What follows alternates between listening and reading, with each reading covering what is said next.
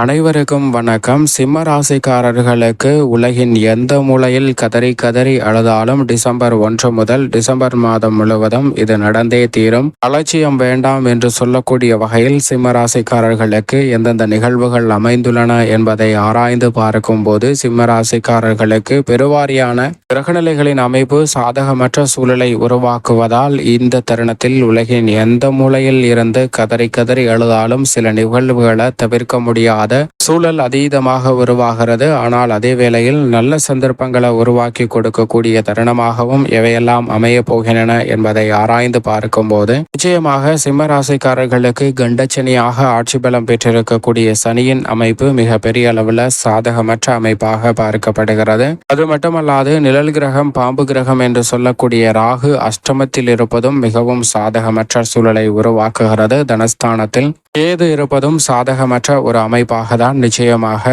சிம்ம ராசிக்காரர்களுக்கு பார்க்கப்படுகிறது. அதோடு மட்டுமல்லாது விரயஸ்தானத்தில் செவ்வாய் சஞ்சரிக்கிறாருங்க. அங்கு வலுவிழந்து நீச்சமும் பெற்று சஞ்சரித்து கொண்டிருக்கிறார். தற்போது மேலும் வக்ரமும் பெறுகிறார். ராசிக்கு சகாயமானவராக இருக்கக்கூடிய செவ்வாயினுடைய வக்ரம் என்பது நிச்சயம் சாதகமற்ற அமைப்பாக தான் பார்க்கப்படுகிறது. குரு பகவானும் 9 வக்ரம் பெற்றிருப்பது மிக சிறப்பான நல்ல வாய்ப்புகளை 9 சஞ்சரித்தால் எப்படி பலன் கிடைக்குமோ அதுபோன்று 10 வக்ரம் பெற்றிருக்கக்கூடிய இந்த வேளையில் சில வாய்ப்புகள் நிறைவாக அமைவதற்கான யோகம் உண்டு. இருந்தாலும் கூட ராசிக்கு சகாயமானவராக இருக்கக்கூடிய குருவின் வக்ரமும் சின்ன சின்ன தடைகளை உருவாக்கலாம். ஆனால் பெரிய அளவில் பாதிப்பு இல்லை என்பதை திட்டவட்டமாக முழு சுபகிரகமாக இருக்கக்கூடிய குருவும் மங்களக்காரகன் என்று சொல்லக்கூடிய செவ்வாயும் நல்ல மாறுதல்களை உருவாக்கி கொடுப்பதற்கான சாத்தியக்கூறுகள் உண்டு.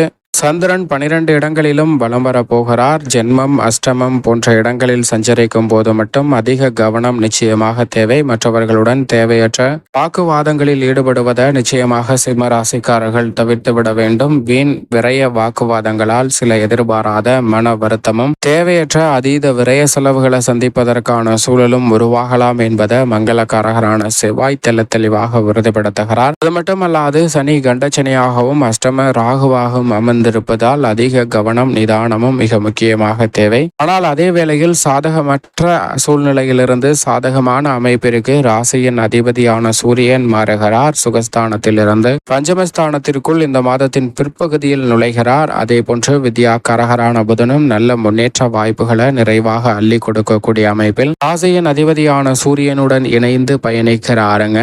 இதே வேளையில் சுக்கிரன் ருணரோக சத்துருஸ்தானமாகிய 6ஆம் இடத்தில் பெரும்பாலும் சஞ்சரித்தாலும் இந்த மாதத்தின் முற்பகுதியில் 5லும் இறுதியில் 7லும் சஞ்சரிக்க போகிறார். எனவே சுக்கிரனின் அமைப்பு பெரிய அளவிலான சங்கடங்களை நிச்சயமாக சிம்மராசிக்காரர்களுக்கு ஏற்படுத்தி விடாது. இதுபோன்ற கிரகநிலைகளின் அமைப்பும் சில நல்ல மாற்றத்திற்கு வழிவகை செய்வதால் இந்த தருணத்தில் சற்று விழிப்புணர்வுடனும் கவனத்துடனும் செயல்பட்டால் உலகின் எந்த மூலையில் இருந்தாலும் நிச்சயமாக ஏற்படக்கூடிய தடைகள் தாமதங்கள் அனைத்தையும் விலக்கி நல்ல முன்னேற்றத்தையும் வளர்ச்சியையும் நிறைவாக பெறுவதற்கான முதன்மையான யோகம் சிம்மராசிக்காரர்களுக்கு கிடைக்கும் என்பதில் துளியளவும் சந்தேகமே வேண்டாம் என்பதை திட்டவட்டமாக உறுதிப்படுத்துகின்றன. இந்த தருணத்தில் முழு சுபகிரகமாக இருக்கக்கூடிய குரு வக்ரம் பெறுவது பொதுவாகவே சாதகமற்ற அமைப்பு என்றாலும் கூட அவர் 10ஆம் இடத்தில் வக்ரம் பெற்று 9ஆம் இடத்தை நோக்கி வருவதால் சில நல்ல மாற்றங்களை நிச்சயமாக சந்திப்பதற்கான சூழல் உண்டு. குடும்பத்தில் நீங்கள் நினைத்த சுப நிகழ்வுகளை சிறப்பாக செய்து முடிப்பதற்கான நல்ல வாய்ப்பையும் வழியையும் ஏற்படுத்தி கொடுப்பாருங்க.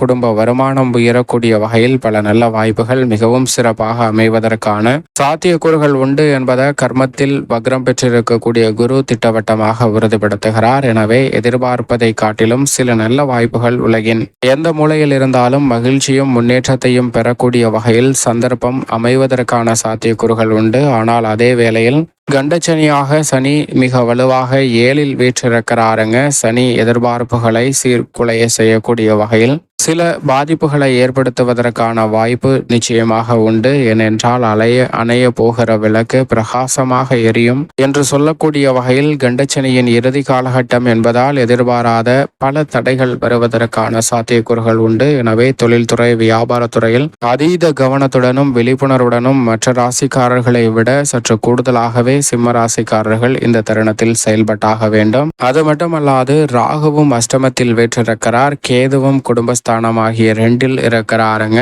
எனவேதான் இந்த வேளையில் அதிக கவனம் அனைத்து விதமான பணிகளிலும் நிச்சயமாக தேவை. ராகுவால் எதிர்பாராத பல அலைச்சல்களை சந்திப்பதற்கான சூழல் அதீதமாக உண்டு. தொழில்துறை வியாபாரத்துறையில் புதிதாக பிரச்சனையும் சற்று போட்டிகள் கடுமையாக இருக்கக்கூடிய ஒரு தருணமாகவும் அமைவதற்கான சாத்தியக்கூறுகள் உண்டு.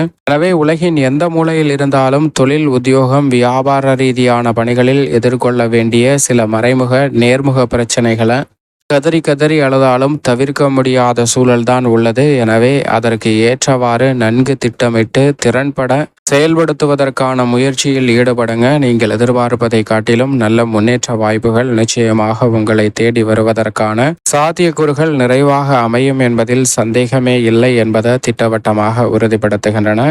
சனி, ராகு, கேது போன்ற கிரகநிலைகள். ஆனால் அதே வேளையில் மங்களகாரகன் விரயத்தில் வக்ரம் பெறுவதால் எதிர்பார்க்கக்கூடிய சுப விரய செலவுகள் இனிமையான சில நல்ல மாற்றங்களை ஏற்படுத்துவதற்கான வாய்ப்பையும் சந்தர்ப்பத்தையும் நிச்சயமாக உருவாக்கி கொடுக்கும். பல்வேறு வகையான காரிய தடைகள், சிக்கல்கள், சிரமங்களை தவிர்த்து நல்ல முன்னேற்ற வாய்ப்புகளை இனிமையாக சந்திப்பதற்கான சூழலும் உருவாகுவதற்கான நல்ல வாய்ப்பு நிச்சயமாக மங்களக்காரகனால் உண்டு. ஆனால் அலைச்சல் அதிகரிக்குங்க. கடினமாக உழைக்க வேண்டிய ஒரு தருணமாகவும் பார்க்கப்படுகிறது. இதுவரை இல்லாத அளவிற்கு பணிச்சுமை இரவு பகல் பாராமல் உழைக்க வேண்டிய ஒரு காலகட்டமாக அமைவதற்கான சாத்தியக்கூறுகள் உண்டு. எனவே அதீத விழிப்புணர்வுடன் எதை செய்தாலும் நன்கு திட்டமிட்டு திறன்பட செய்ய வேண்டிய ஒரு காலகட்டமாக நிச்சயமாக சிம்மராசிக்காரர்களுக்கு பார்க்கப்படுகிறது.